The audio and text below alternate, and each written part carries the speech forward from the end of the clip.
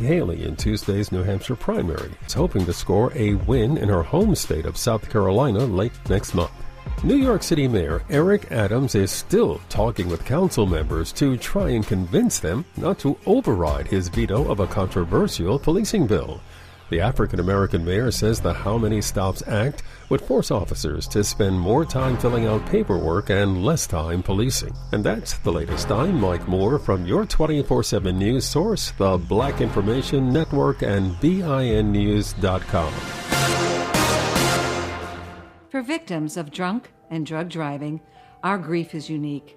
But you are not alone. You always have a place at MAD. Call our 24-hour victim helpline at 877-MAD-HELP or visit mad.org. This is the KBLA Sports Minute with Ray Richardson. The Clippers pulled away late in the fourth quarter last night to beat the Lakers by 11. A sore left ankle kept LeBron on the bench in street clothes. Kawhi Leonard had a triple-double with 25 points, 11 rebounds, and 10 assists, 23 points and 10 assists for James Harden. At 28-14, the Clippers are now 1.5 games behind Minnesota and Oklahoma City for the best record in the Western Conference. Chris Paul of the Golden State Warriors and Malcolm Brogdon of the Portland Trail Blazers are major investors in Ava DuVernay's new film, Origin. The movie premiered Friday at theaters nationwide. Top 5 women's college basketball teams in this week's rankings: South Carolina, Kansas State, Colorado, UCLA, and Iowa. On the men's side, UConn, Purdue, North Carolina, Houston, and Tennessee. No debates, no speculation, just the info you need. That's your KBLA Sports Minute. I'm Ray Richardson. More news, opinions, and conversation when we come forward on KBLA Talk 1580. Climate is king. At KBLA Talk 1580, we believe that caring for the community means caring about the climate. You might have heard that we announced a pretty bold 12-month, $2 million campaign to do 4 things. Increase climate literacy, turn up the volume on communities of color in the climate conversation, connect everyday people with the resources they need to survive and thrive, and highlight frontline climate justice crusaders of color throughout this year. KBLA Talk 1580 will be bringing you insightful interviews on all of our shows to help raise your climate IQ. Each quarter this year, we will also be hosting free climate events in various communities throughout the city with food, fun, and forward-thinking conversations. Thanks to partners like LADWP, Metro, Caltrans, the Sierra Club, the California Community Foundation, the California Endowment, AQMD, MWD, and more. You'll also be hearing more about a couple of national town halls broadcasting live from Los Angeles, to which you will be invited. And we'll be rolling out a robust social media campaign on all our platforms, as well as an outdoor media campaign, all designed to educate, enlighten, and empower you in our fight for climate justice. We want cleaner air. Caring about the community means caring about the climate. At KBLA Talk 1580, we believe that we really can change the world if we care enough. If we care enough. If we care enough. If we care enough. If we care enough. If we care enough. If we care enough. 1, 2, 3, go! Ha ha!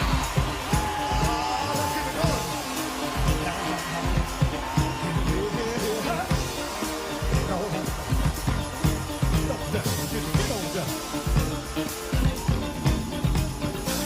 I'm gonna try to keep it coming. Things ain't always smooth, but I'll be alright as long as I can find the groove. Yes, I will. Somehow I know that I can make it. You seem to like my style. Don't you worry, I'm gonna be around a while. Yes, I will. I'm just happy to see you talk to me back in style again. Live from historic Leimert Park in Los Angeles, California, I'm Tavis Smiley, and I'm so glad to see you and me back in stride again.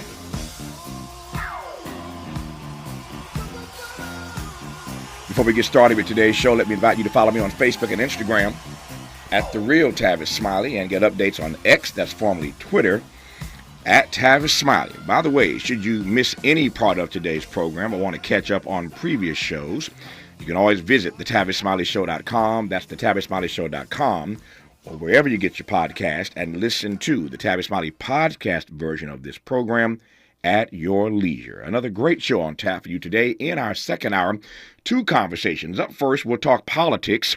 And there's a lot to talk about today. The day after the New Hampshire primary, Donald Trump apparently is going to run the table here. God help us all. Jon Stewart literally just announced before I came on the air that he's coming back to The Daily Show. I guess he wants some of this too. So Jon Stewart is back on The Daily Show and other stuff to cover. In this hour, Joe Biden, of course, won in New Hampshire last night. No surprise there, but a lot of politics to talk about. Not to mention global conflict and the human cost of war. And we'll do all of that, speaking of the White House, with former White House Chief of Staff and former Secretary of Defense, Leon Panetta. Can't do much better than a former White House Chief of Staff and former Secretary of Defense. And Leon Panetta did both. He joins us at the top of Hour 2. On the B side of Hour 2, a visit with millennial powerhouse Rena Shaw about navigating the Washington, D.C. power maze, advising Fortune 500s, and helping to shape national narratives as a political strategist, media commentator, and social entrepreneur. We'll talk to Rena on the backside of Hour 2. In our third hour, two more conversations, both about health. Up first, Dr. Funmi Olapade deciphers the genetic code of breast cancer for vulnerable populations, principally black women. And on the B side of Hour 3. Dexter was before his time. Even I didn't understand that. And he had a vision to build something that would bring my father to life through technology. Fast forward today, we understand that. People didn't understand it then. And so he came under vicious attack through the media, self-proclaimed scholars and others who didn't understand because they were focused on, in their mind, they felt his intent was for profit. But Dexter had a prophetic intent. He saw into the future. That was the Reverend Dr. Bernice King speaking at the King Center in Atlanta about the passing of her brother Dexter Scott King. On the backside of Hour 3, our resident physician, Dr. Robert Drummond, on prostate cancer and black men. In light of Dexter's untimely passing, he was only 62. The youngest son of Dr. Martin Luther King Jr. and Coretta Scott King passed away Monday at his home here in Malibu. We'll do that on the B side of Hour 3. But in this first hour today, Dr. Anna Lemke decodes the science of desire and explains how to find balance in this modern age of hyperindulgence in her New York Times bestselling book, Dopamine Nation. I am pleased to welcome Dr. Lemke to this program. Doc, how are you today? I'm doing well. It's good to have you on the program. Excuse me, good to have you on. Thank you for your time. Glad we have an hour to unpack this. We'll get to politics and all the more, as I said, later in this program. We wanted to start with you today in this first hour, talking about our hyperindulgence, as I said a moment ago, and all that you lay out in this best-selling book that everybody has read and is talking about, Dopamine Nation. Let me start with this broad question. When you use the phrase hyperindulgence, unpack that for me. What that's essentially referring to is the ways in which our modern ecosystem has made us all vulnerable to the problem of addiction because almost every human behavior has become drugified in some way, turned into a drug, made more potent, more reinforcing, more accessible. We have drugs that never existed before, like video games, social media, online gambling, online pornography. Food has become a drug with the addition of salt, fat, sugar, flavorants. So wherever we turn, there's something that's we can consume or do to immediately change the way we feel, which releases dopamine, our pleasure neurotransmitter, all of which then has the potential for addiction. There's your foundation. It's going to be a great hour. We are all subject, given the ecosystems that we operate in, all subject now more than ever to being more vulnerable to all kinds of addictions. What does that mean? What does it mean particularly for people of color? What does it mean for our country that every one of us these days, now more than ever, is vulnerable to all kinds of addictions? Just getting started with Dr. Anna Lemke on Tavis Smiley. From Lamert Park with love, this is Tavis Smiley. What is dedication? My biggest fear in the middle of my addiction was that my kids wouldn't have a father. And I started thinking, you know what? This isn't my story. I definitely had to become a better man to be a better father. It's important to me that my kids are empowered and truly believe that if they can think it, they can do it. That's dedication. Visit fatherhood.gov to hear more. Brought to you by the U.S. Department of Health and Human Services and the Ad Council. Joey from Vermont, a farmer trying to get through the winter. Adriana from South Carolina, a single mother living paycheck to paycheck. Liam from Ohio, an injured father struggling to provide for his family. Hi, I'm Shanola Hampton, and I support the Feeding America network of food banks because they help provide over 6 billion meals to people in need each year. Learn more at feedingamerica.org. Got me a damn girl on my team. At KBLA Talk 1580, we believe we have the best tag team in morning radio. Dominique DePrima and Tavis Smiley. As the first black woman in Los Angeles to anchor a morning drive talk radio show, Dominique covers local politics like a blanket. Weekday mornings from 6 a.m. to 9 a.m. At 9 a.m., Dominique passes the baton to Tavis Smiley, who talks to everybody about everything every day until 12 noon. KBLA's dynamic duo, Dominique and Tavis. It's no wonder the LA Civil Rights Department is honoring Dominique DePrima this year at its Tell Our Story honoring black journalist leaders and storytellers event, Thursday, February 8th.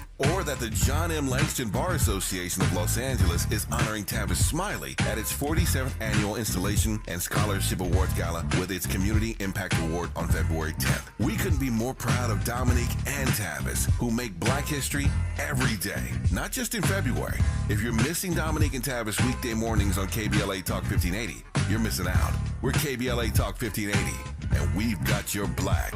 Holla, yeah. KBLA Talk 1580 is the exclusive media sponsor of this light of ours, activist photographers of the Civil Rights Movement. A dynamic new exhibition on view now at the Skirball Cultural Center in Los Angeles. This light of ours showcases more than 150 photos taken by movement insiders from diverse backgrounds that reveal the vital work undertaken by a broad coalition of organizers and everyday people whose collective action changed America. This light of ours is one of 3 temporary exhibitions currently on view at the Skirball, which together explore issues related to civil rights, immigration, and pluralism. Tickets and more information for all 3 exhibitions are available at skirball.org. That's skirball.org. SKIRBALL.org. Smart talk for curious people just like you. You're listening to Tavis Smiley. Tavis Smiley, Dr. Anna Lemke, who's author of the New York Times bestselling text, Dopamine Nation, which gets at how we are now more vulnerable to addiction than ever before. Dr. Lemke, let me ask a few more broad questions, and then we'll narrow as we move through the hour. When did this turn? I assume it's like an ocean liner. It didn't happen overnight, like a bicycle, but like an ocean liner, it turned. But when and how did we make this turn in this country to all of these addictions that releases dopamine? We'll talk about that in a moment. But when did we turn in this country to being so vulnerable, all of us, to so many different addictions? How'd that happen? Yeah, great question. I think there are 2 major inflection points. Mm-hmm. The first is approximately 200 or 300 years ago with the Industrial Revolution, when the application of science to technology allowed us to create machines to mass produce the various goods that we like to consume and to ship those all over the world. So just as an example, in the 1880s, the cigarette rolling machine was invented, and people who made and sold cigarettes were able to go from producing 4 cigarettes in an hour to producing hundreds of cigarettes in mere minutes, which then expanded the supply of cigarettes, which then expanded the population exposed to cigarettes. And with that, we had many more people addicted to cigarettes and to nicotine products more broadly. The second major inflection point was really the advent of the Internet, and especially the Internet plus our portable devices, our smartphones in the early 2000s, around 2007 or 8, when all of a sudden we had 24/7 portable digital access to all of the digital drugs that in and of themselves are highly reinforcing. So I think those are the two main inflection points that led to this kind of dopamine overloaded world. I love your phraseology. That phrase, digital drugs. I assume, obviously, given your invocation, your invoking of the word, that you believe that the internet is a drug of sorts. It's a digital drug. Absolutely, and I think it's important to just emphasize. I'm not saying it's all bad. Sure. These are powerful tools, but we must acknowledge that they're also potent drugs.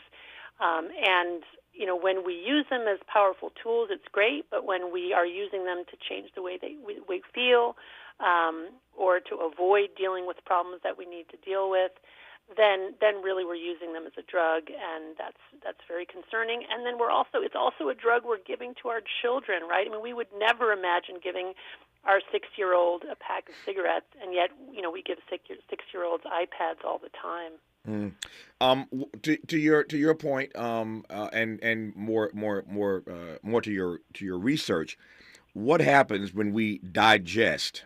What's the end game, the end result of our digesting these digital drugs in the way that we are? Yeah, great question. So what happens when we digest or ingest an intoxicant, a digital drug, or really any drug, is that we release high levels of dopamine, which is our reward chemical in the brain, in a specific part of the brain called the reward circuitry. And as soon as we do that, that's what makes us feel good. But the problem is that our brains really weren't evolved for these sudden increased spikes of dopamine. So immediately our brain tries to compensate by downregulating our dopamine production and transmission, not just to baseline levels, but actually below baseline into a dopamine deficit state. And that dopamine deficit state is the state of intense craving or wanting to do that thing or eat that thing or smoke that thing or drink that thing again.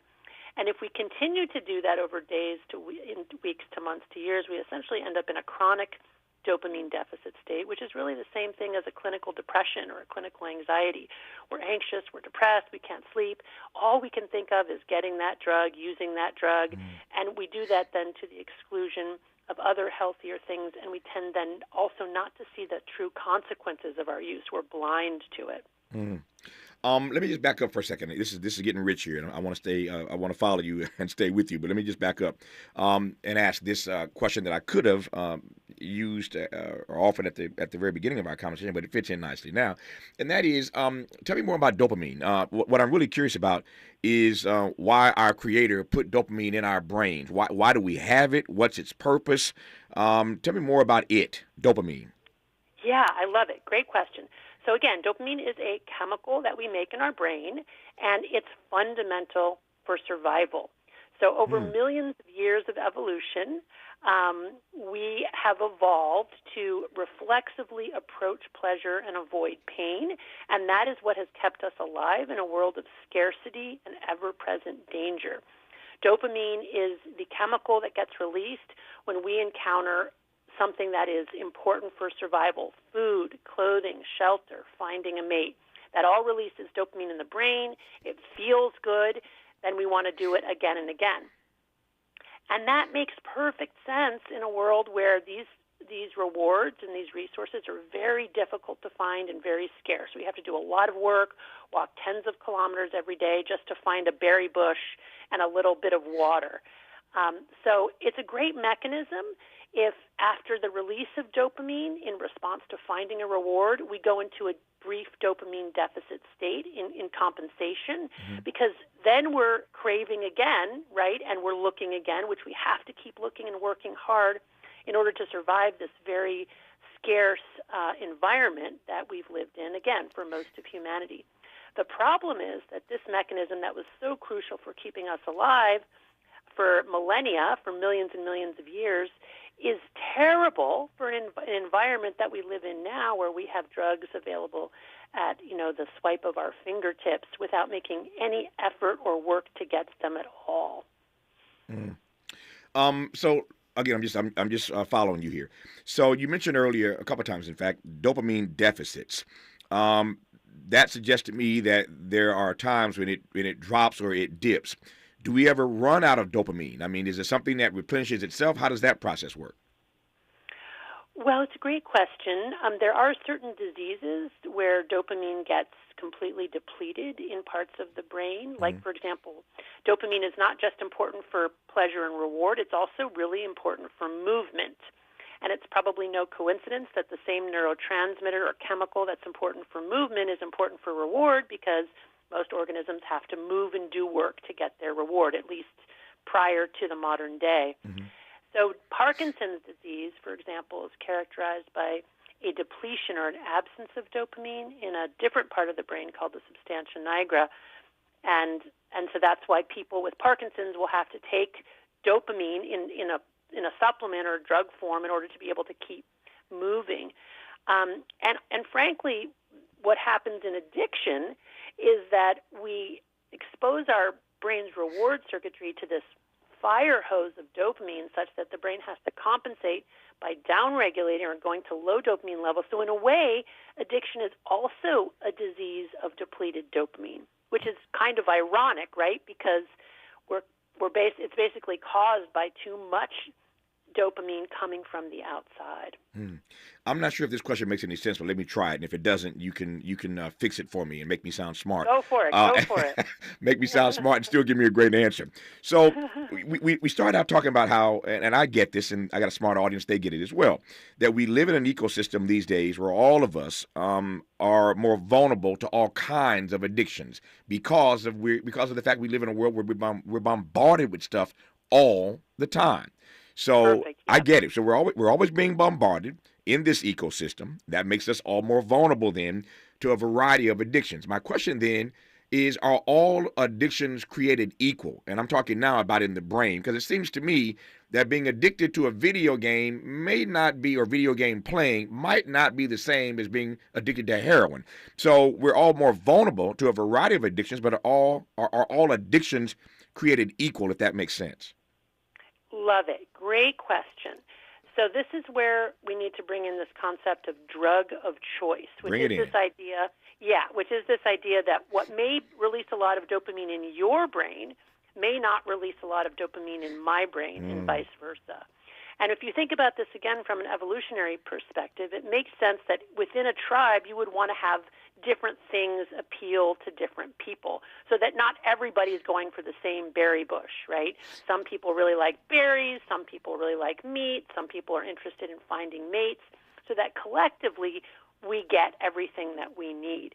And so when you ask, are video games, surely video games couldn't be as bad as heroin. Well, for the person for whom video games is their drug of choice, video games is worse than heroin. That's what I was pushing for. I thought we might get there. Keep going.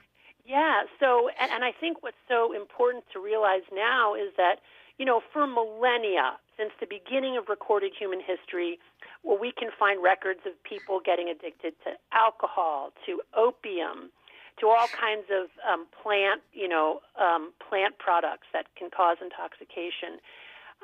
But now, not only do we have more potent versions of those traditional drugs, but we have drugs that never existed before, which means that large segments of the population for whom traditional drugs were not their drug of choice are now going to be vulnerable to addiction, because there are these drugs that really are their drug of choice. And I mean, I talk about this in my book. It's always a little bit embarrassing to talk about, but I do it by way of example. I thought that I was relatively immune to the problem of addiction because the alcohol and drugs that I tried were never really very reinforcing for me. Mm-hmm. But it turns out I just hadn't yet met my drug of choice, which turned out to be romance novels.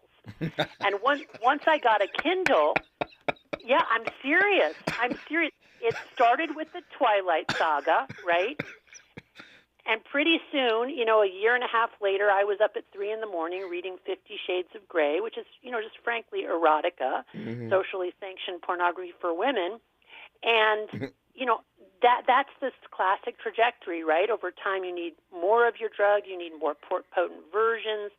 I got a Kindle. I became a chain reader as soon as I finished one romance novel. I'd get the other one. I was looking for free samples, which Amazon happily gives away, as any good drug dealer knows. That's how you, widen your customer base.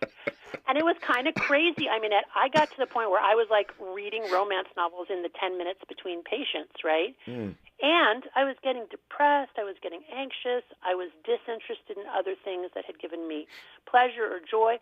And I'm an addiction doctor, and that all happened to me without my really even being aware of it.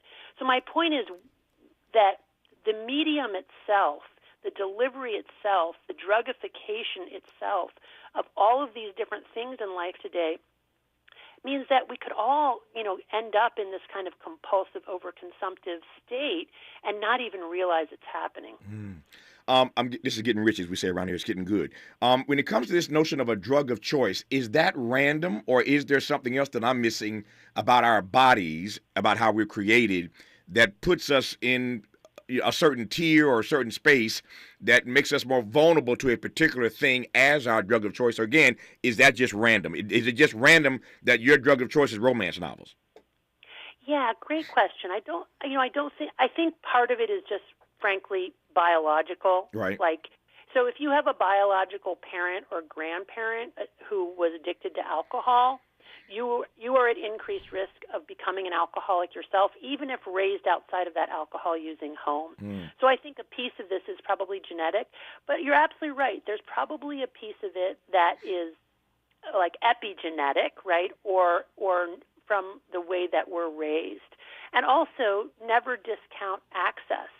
Some of this is just neighborhood. Like, whatever drug is available in your neighborhood is maybe the drug that you're going to get addicted to. So, for example, this is the example that comes to mind immediately for me. There are certain religious groups, for example, that are prescribed from drinking alcohol or using drugs. And what we see in those populations is there are higher rates of like sex and pornography addiction or prescription opioid addiction, because really, the tendency toward addiction is endemic in the population. That's one of our vulnerabilities. So if people don't have access to one drug, they're going to potentially channel that propensity, toward another drug. No, that resonates with me. This will get me in some trouble, but I grew up and still belong to a Pentecostal church. And for those who listen, who know about the Pentecostal tradition, you get my point here. Dr. Lemke hits the nail on the head. In the Pentecostal tradition, all kind of things will send you to hell. Certainly, drinking and drugs will send you straight to hell. But I think of all the people that I grew up with in this Pentecostal tradition and all the things that we could not do. But I think of them, my friends, my even family members, and the drug of choice they eventually took, because there were certain things that we could not do. So we're prohibited here, but it pushes you in other directions. It pushes you in other spaces. So again, to your point, we're all vulnerable to a drug of choice, and some of that is environmental. I get it. What I'm laughing at, though, on the inside, Dr. Lemke, is that I think what you're telling me is that somewhere way in your past, one of your great-great-grandparents was a romance novel junkie, if it's biological. Well, yes. So if we're going to look at the biological piece, when it comes to romance novels, I really categorize romance novels, and frankly, I categorize sex addiction, compulsive masturbation, all of that, as more likely to occur in people who are very attachment-oriented and people for whom innately relationships are really their drug of choice, right, or really the thing that they greatly value or that's very reinforcing for them. And I think that's right. So when I look at my sort of an ancestral inheritance, I probably genetically am a person who's a very social attachment person, intimacy, close relationships. These are very important to me, and so it would be natural that something in that category would ultimately be my drug of. That makes sense. When we come forward, I want to get to whether or not there's a racial component to this. And I want to ask that question in part because while the Human Genome Project suggests that we are all basically the same, we do know that there's certain things biologically that black folk are more susceptible to. I'm thinking of stuff like sickle cell right now, sickle cell anemia. There are other things that black people find themselves more, again, susceptible to. So I wonder where this dopamine nation is concerned, whether or not there is a racial component to it. We'll talk about that and more with Dr. Anna Lemke when we come forward discussing her book, Dopamine Nation, right now on Tavis Smiley. Unapologetically progressive. Unapologetically black. You're tapped into Tavis Smiley. If you're like me, 60 and retired, making ends meet, especially here at the supermarket and drugstore, is tough. I'm so blessed to have found benefitscheckup.org. It's a free and confidential website from the National Council on Aging that connected me to $1,200 a year in programs that help pay for food, medicine, utilities, and more. Maybe it can help you. benefitscheckup.org. My daughter was diagnosed with a rare malignant rhabdoid tumor on the spine. They sent her straight to St. Jude. My hope was gone. But when you get there, everyone's like, hey, we're not going to give up. And when you see other people not giving up on your child, that makes all the difference in the world. When I found out I didn't have to pay, I was just grateful. They saved my baby's life. Finding cures, saving children. Learn more at stjude.org.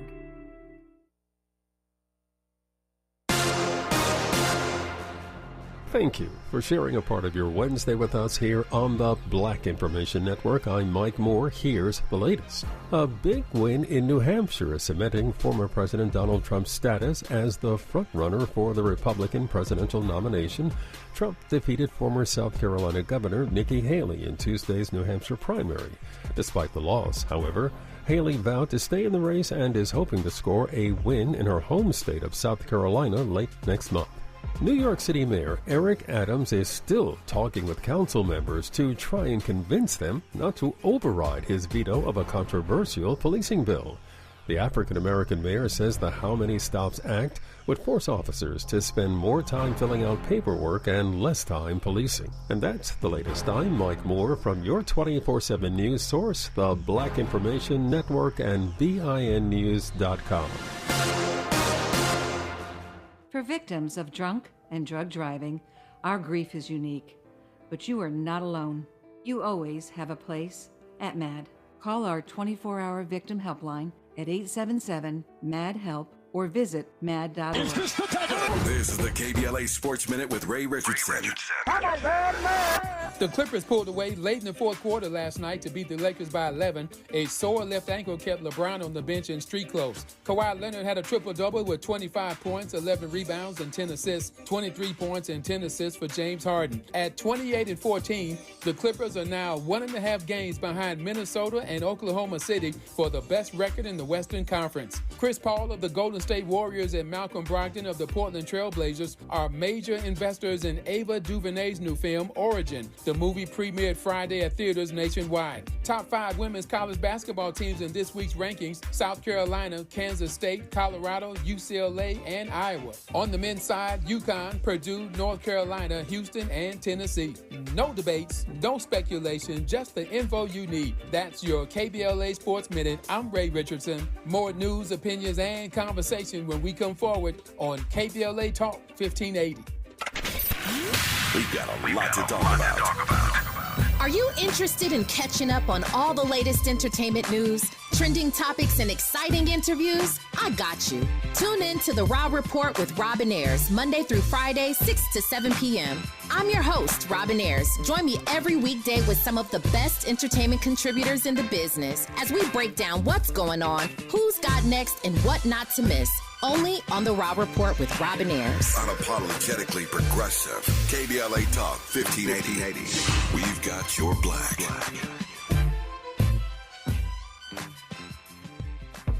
I started vaping my freshman year of high school, mostly because all my friends had vapes. I wanted to fit in with them and look cool and be a part of everything that they were doing. The hardest part about quitting for me was all my friends still hitting their vapes right next to me. It was really frustrating and confusing when I was trying to quit because In my head, I knew I didn't want to do it anymore, but for some reason my brain still wanted it.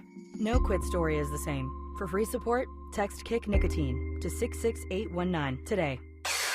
If we're the ones disproportionately impacted by these climate catastrophes, why should we be silent? Turning up the volume all year long on the climate conversation for KBLA Talk 1580.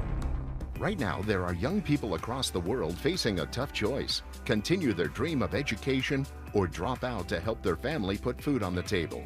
You can help change their future in a single moment. See how far your support can go at unbound.org. You like your style, dog? At KBLA Talk 1580, we are unapologetic about amplifying the voices of those who have historically been left out of the conversation. As we approach our 3rd anniversary this summer, the problem with talk radio in Southern California specifically, and America more broadly, is virtually unchanged. All day, all night, all white. We make no apologies for our prime audience, but true to the best of our tradition, we're committed to expanding justice and freedom for all. So when we receive messages from listeners like Neil, we just smile. I realize that I'm not your target demographic, but I love listening to your station as it is the only progressive station on the dial. That's us. Unapologetically progressive. KBLA Talk 1580.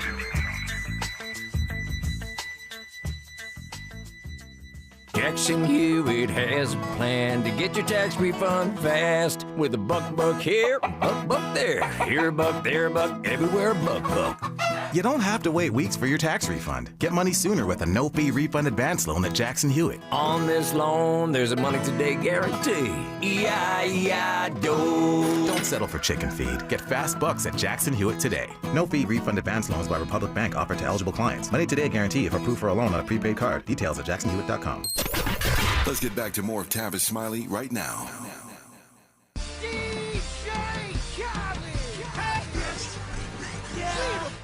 All I do is win, win, win, no matter what. Got money on my mind, I can never get enough. And every time I step up in the building, everybody hands go up. And they stay there, and they say yeah, and they stay there. Cause all I do is win, win, win. And if you going in, put your hands in the air, make them stay there. So Dr. Lemke, let that ride, Miles. Let me tell you why we're playing this song.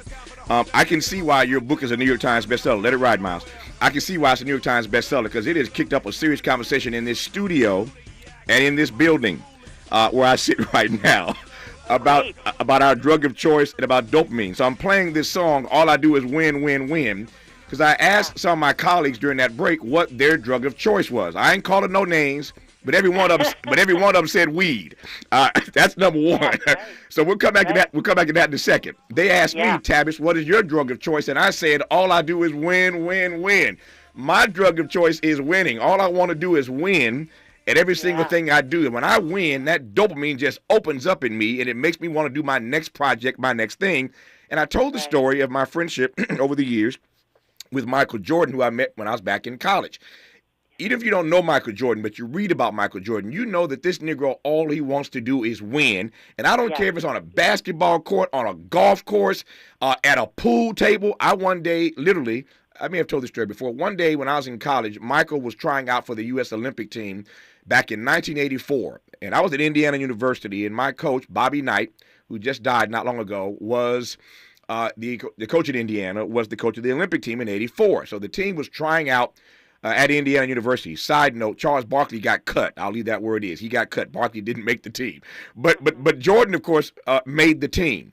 Jordan was so famous even then as a student in North Carolina that he couldn't stay in the hotel because all these fans were crowding out the hotel. So Jordan came out to hang with us because I lived with some basketball players who were playing for Bobby Knight on the IU team. So Jordan would hang out with us at our place to avoid all the crowds at the hotel. One day when they were not practicing, Michael said, Travis, he didn't know Tavis. Travis, can you hang out with me today? You want to hang out? I said, sure. We went to the pool hall on the campus. I kid you not, Michael stayed on this pool table all day. He was so nice to you, he'd let you break first. And he would still talk trash to you, intimidate you, and take your money. I held Michael's money all day. It was a stack. I held his money all day because all Michael does is win, win, win. So my question is, having said all of that, and I got a few questions born of the conversation I was having with my staff off air, whether or not winning is itself an addiction. Okay, perfect. So first of all, let me say, because many people do not know this, cannabis is a highly addictive drug, and it can destroy lives.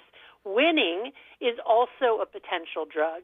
And someone like Michael Jordan, who's an extraordinary athlete, obviously, I bet in an intimate conversation with you or with me or with anybody, he would be able to describe how over time he had to win more and have more and more success in order to get that feeling. And that eventually he couldn't get it anymore. Remember when he stopped playing basketball and switched over to golf? Baseball, right? Baseball, Yeah, right. Sure. I bet he was trying, he was switching drugs. He was trying to get back that feeling again. Mm-hmm. And you'll see this in very many professional athletes and also in highly successful people. Like that amazing award, that championship, they finally get there and it's empty for them. They don't feel it.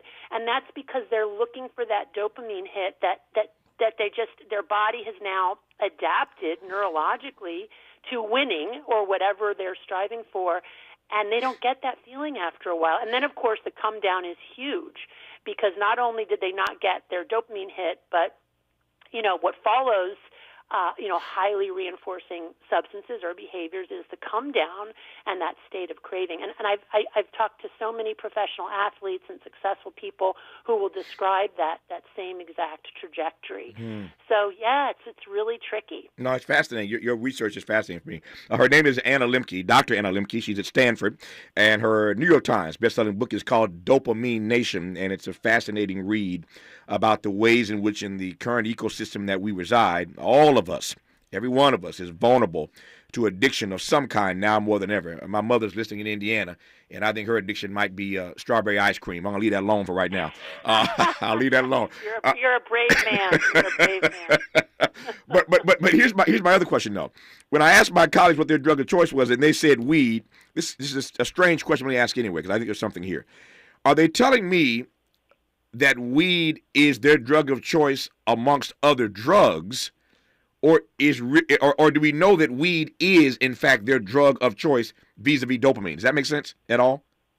I'm not sure what you're asking. Try me again. Yeah, let me try again. So when people say that weed is my drug of choice, well, are they really saying to me that weed is their drug of choice versus heroin, crack, or something else? Or if you could get inside their body, inside their brain, I'm having trouble getting this out because I know what I'm thinking, and I'm trying to. Let me pause on that. I'll come back to that because I want to frame it in a way. I want to frame it in a way that I can get something out of you. And I'm not framing it the way I want to. So let me pause on that. Let me come back to the other issue I want to raise. So the other issue I want to raise though is whether or not there is race, and I want to ask this broadly and generally. Because we're talking about what is biological, we're talking about this dopamine in our brains. There are other assets and facets of life where we understand that race is a factor when it comes to certain biological realities. Black people tend to be more susceptible, for example, to sickle cell anemia. So when it comes to dopamine, broadly speaking, is there any sort of racial connection to any of this anywhere? So, great question. There are definitely racial differences in terms of what drug certain communities are consuming and what drug they're getting addicted to. What's not clear is whether it's a genetic inborn phenomenon or whether it's really a socio-cultural phenomenon. So, for example, if you look at the crack cocaine epidemic of the 1990s, that mainly targeted inner-city black folk. Now, is that because blacks have some kind of, genetic predisposition to be getting addicted to crack cocaine? Probably not. What it has to do with is just that was the drug that was marketed to them, that was readily available, that was cheap. And so, again, access being one of the biggest risk factors. More broadly, what we do know about sort of the racial elements, and this is a really important story, is that culturally and as a society, we look at addiction differently depending on which group is struggling with it. So again, and this is really important. So getting back to, the crack cocaine epidemic of the 1990s, because it primarily targeted black people, we said, oh, that's a cultural problem, that's a moral problem. But when the opioid epidemic of the last 2 decades primarily targeted middle-class white people, then we said, oh, now this is a disease, right? This is a disease. They can't help it. They need treatment. Now, let me just say, we now embrace the disease model of addiction for all comers. But, of course, that's, frankly and an openly racist phenomenon, right? That in one group it would be considered a cultural moral problem, in another group it would be considered a disease. And you see this again and again. And also, vis-a-vis the opioid epidemic, because doctors tend to assume that their black and brown patients are more likely to misuse and get addicted to prescription opioids, in the early aughts, a black person who went to see a doctor for pain would be less likely to be prescribed an opioid than a white person, because of racist inferences the doctor would make. And there's evidence to document this. There are studies. And as a result, ironically, black and brown people were relatively protected from opioid addiction in the early 2000s. But isn't that the ultimate irony? We'll continue when we come forward, but that for me is the ultimate irony. What Dr. Lemke just said is a powerful, powerful point that requires some unpacking. The irony is that when black folk did drugs, when the crack epidemic was running, when all the good white folk got addicted to opioids, now it's front page news everywhere. You got White House conferences and councils being established. Everybody's concerned about the opioid crisis when it hits white people, but nobody cared about the crack epidemic when it hit black people. And yet, the irony is this, to her point, when black and brown folk went to get opioids for their pain in the early 80s, they were denied those drugs. Think about that for a second. Dr. Anna Lemke right now on Tavis Smiley. This is getting good. Yeah, man. Tavis Smiley continues when we come forward. What is dedication? My biggest fear in the middle of my addiction was that my kids wouldn't have a father. And I started thinking, you know what? This isn't my story. I definitely had to become a better man to be a better father. It's important to me that my kids are empowered and truly believe that if they can think it, they can do it. That's dedication. Visit fatherhood.gov to hear more. Brought to you by the U.S. Department of Health and Human Services and the Ad Council. Joey from Vermont, a farmer trying to get through the winter. Adriana from South Carolina, a single mother living paycheck to paycheck. Liam from Ohio, an injured father struggling to provide for his family. Hi, I'm Shanola Hampton, and I support the Feeding America network of food banks because they help provide over 6 billion meals to people in need each year. Learn more at feedingamerica.org. Substance use disorder and addiction is so isolating. And so, as a Black woman in recovery, hope must be loud. It grows louder when you ask for help and you're vulnerable. It is the thread that lets you know that no matter what happens, you will be okay. When we learn the power of hope, recovery is possible. Find out how at startwithhope.com. Brought to you by the National Council for Mental Wellbeing, Shatterproof, and the Ad Council. Did you know there's dust floating around your home? Really? Yeah. Dust starts on hard surfaces like shelves and ceiling fans. And when you walk by, dust starts to move, compromising the quality of the air you and your family breathe. So, what do I do? Get Swiffer Heavy Duty Duster. Swiffer Heavy Duty Duster is the fast and easy way to trap and lock dust. Before it gets into the air. Exactly. So you can just... Swiffer Heavy Duty Duster, proud partner of the American Lung Association. We all agree that America has a very serious problem. Okay, KBLA delegation, we need your help as we launch our 2024 Climate Justice Campaign. We would deeply appreciate you going to our KBLA 1580 website and filling out a short climate justice survey, which will help us better serve our beloved community as we build out this campaign. It'll take you just a few short minutes to complete the online survey, and the information you provide us will be invaluable as we do our part to hold folk accountable and amplify the voices of our people in this climate conversation. When you take the survey, you'll be automatically entered to win seats at our annual Black History Month luncheon, Thursday, February 29th. So, hit our website at KBLA 1580. Help us out by taking the short Climate Justice Campaign survey, and you could be our guest at our annual Black History Month luncheon, Thursday, February 29th. Thank you in advance for your consideration and cooperation. At KBLA Talk 1580, we care about the community, we care about the climate. We care about the climate.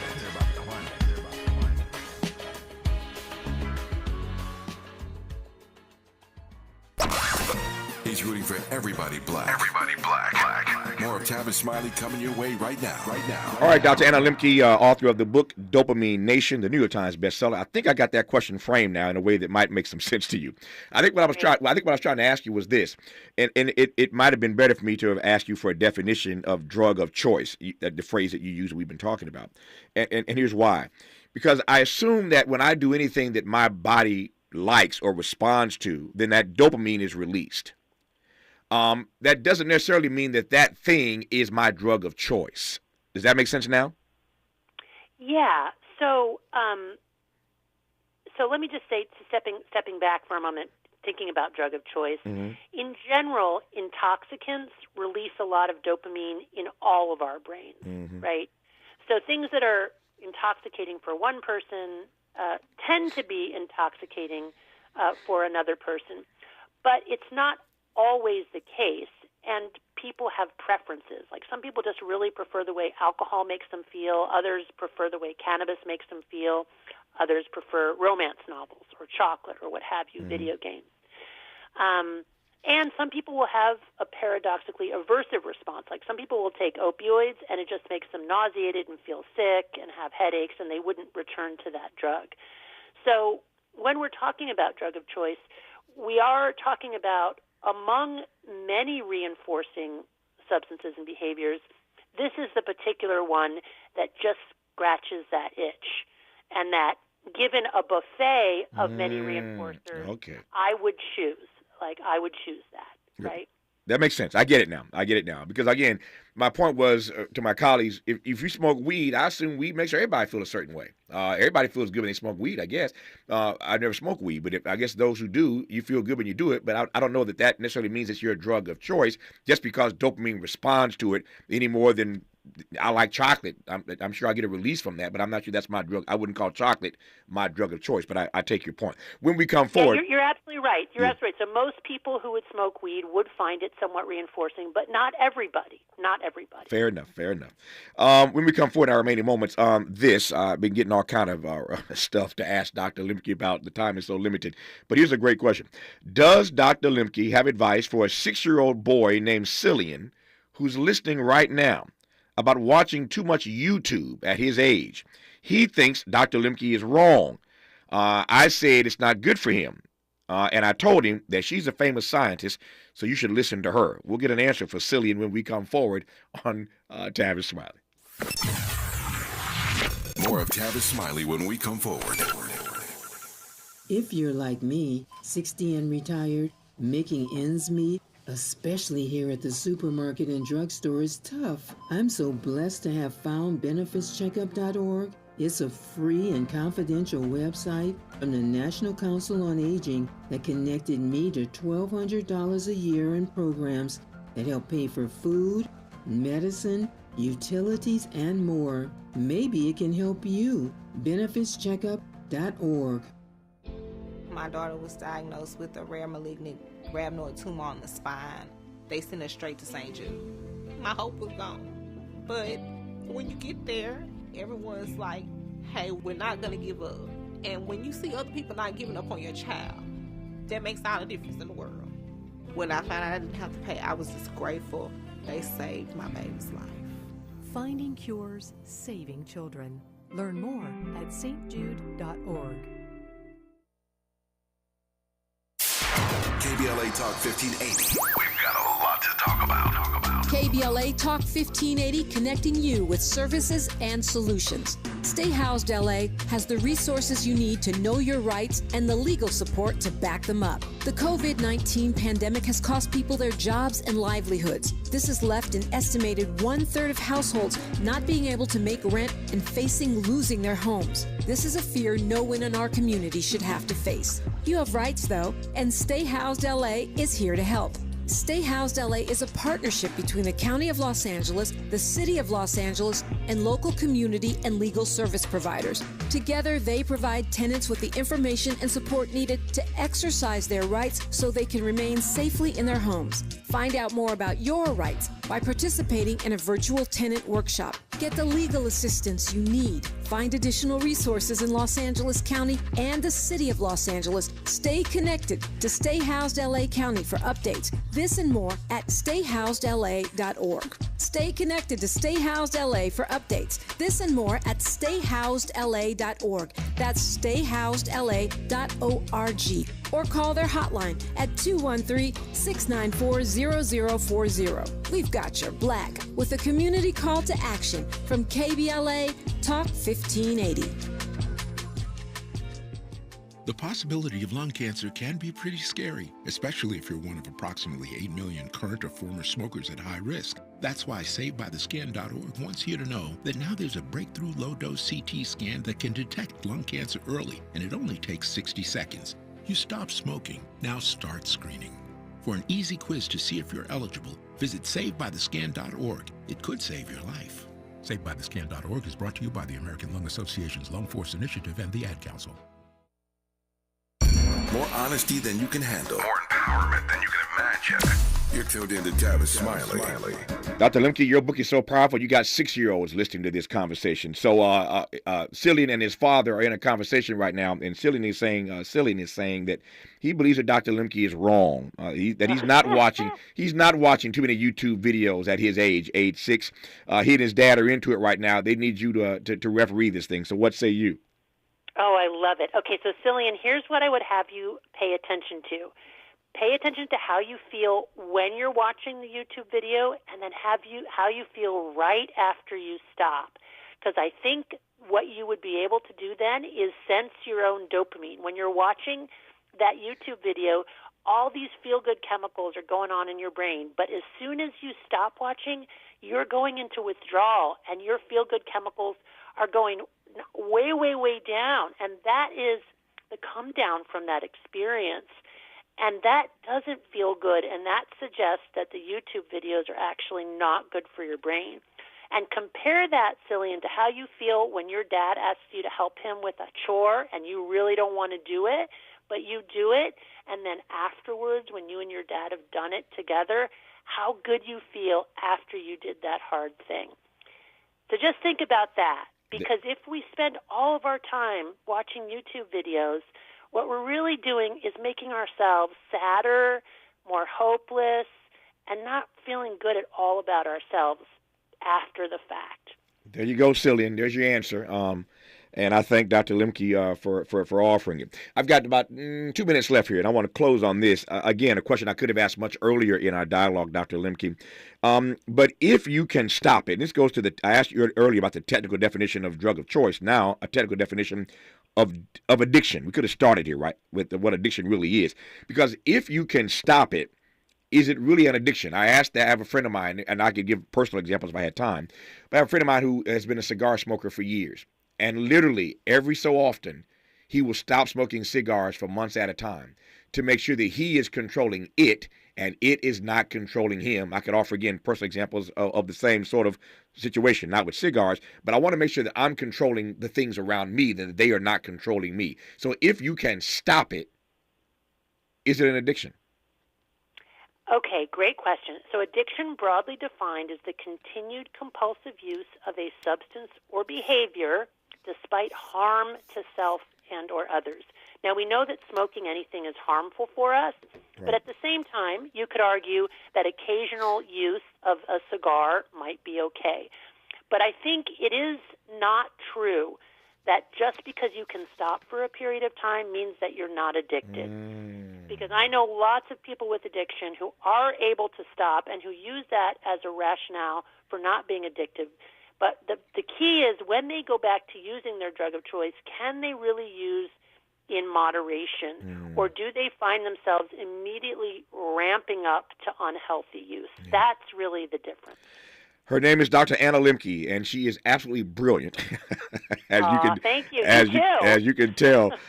She's a New York Times bestselling author. She's written about the opioid crisis, now about dopamine. This book is called Dopamine Nation, where she decodes the science of desire and explains how to find balance in our lives in this modern age of hyperindulgence. Dr. Lemke, I enjoyed this immensely. Thank you for your time. All the best to you. Oh, you're very welcome. Thank you. We'll talk politics with the former White House Chief of Staff when we come forward on Tavis Smiley. KBLA 1580 Santa Monica. Status as the frontrunner for the Republican presidential nomination, Trump defeated former South Carolina Governor